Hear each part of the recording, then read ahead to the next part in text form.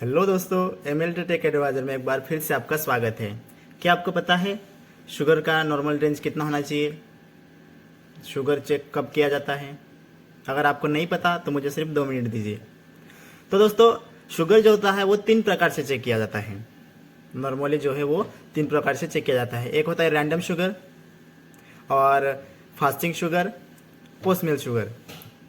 तो दोस्तों, random sugar क्या होता है कि रैंडम शुगर जो है उसके लिए आपको कुछ नहीं करना है। आप दिन में कभी भी करा सकते हो। खाना खाने से 1.5 घंटे बाद, 2 घंटे बाद, 4 घंटे, 5 घंटे बाद फास्टिंग में आप जब चाहे तब रैंडम शुगर आप करा सकते हो। तो दोस्तों, इसका नॉर्मल रेंज जो होता है रैंडम शुगर का वो होता है 150 मिलीग्राम पर डेसीलीटर तक होता है।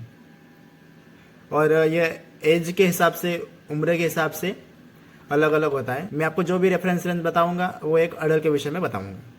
तो दोस्तों, ये रैंडम शुगर क्या करता है कि रैंडम शुगर में सिर्फ हमें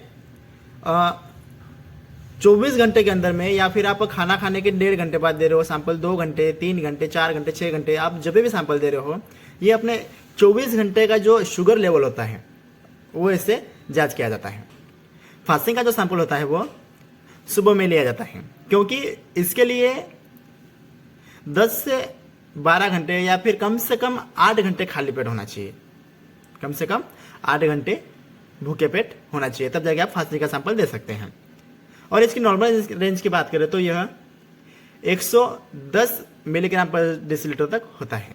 और उसके बाद में जो पीपी का सैंपल आता है, यानी कि पोस्ट मील का, तो दोस्तों ये पोस्ट मील का जो सैंपल होता है वो आप खाना खाने के 1.5 से 2 घंटे बाद दे सकते हैं। इसका नॉर्मल रेंज होता है 140 मिलीग्राम पर डेसीलीटर तक। तो इसमें डिफरेंट क्या है कि अगर आप खाली पेट सैंपल देते हो, यानी कि फास्टिंग का सैंपल देते हो, आप 8 घंटे से खाली पेट हो, 10 घंटे से खाली पेट हो, यानी कि कुछ खाया पिया नहीं है, तो इसमें क्या देखा जाता है कि अगर आप 8 घंटे से भूखे पेट हो तो उसमें आपका शुगर का लेवल कितना है। और जो पोस्ट मील का होता है 1.5 से 2 घंटे बाद, जो आप सैंपल देते हैं खाना खाने के 1.5 से 2 घंटे बाद, उसमें आप खाना खाने के 1.5 घंटे बाद, 2 घंटे बाद आपका शुगर लेवल कितना है ये देखा जाता है।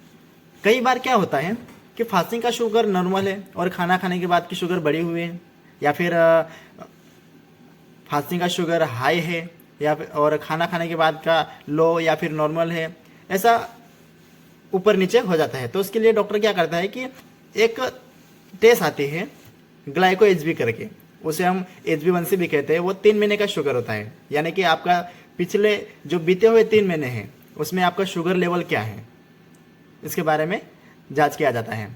तो दोस्तों, HB1C का जो नॉर्मल शुगर लेवल है कम से कम 6.2 से नीचे होना चाहिए, या फिर 6.2 तक ठीक है।